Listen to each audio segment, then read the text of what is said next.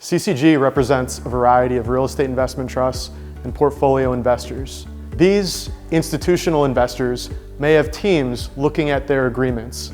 However, because we focus solely in telecommunications, we may have a perspective that is beyond what your current team is.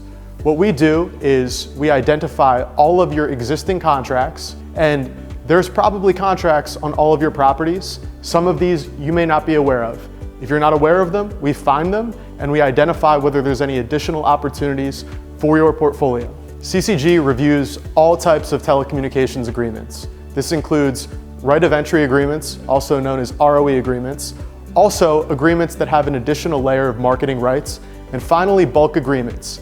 Each agreement has an additional layer of protections and items that are offered to the telecommunications provider. We have experience in each type of contract, and in addition, we have experience negotiating compensation as well as identifying whether there's any competing opportunities for your properties, even though they may already have one of these existing agreements. When institutional investors come to CCG for advice, we often start with their existing agreements. We take a full-scale review of everything they currently have in place. Oftentimes, if you're an institutional investor, you're either acquiring or divesting properties on a regular basis. In the acquisition phase, it's very important to know what agreement comes with the property you're acquiring. One example is the term of these agreements. We find the telecommunications providers like to draw out the terms of these agreements as far as possible.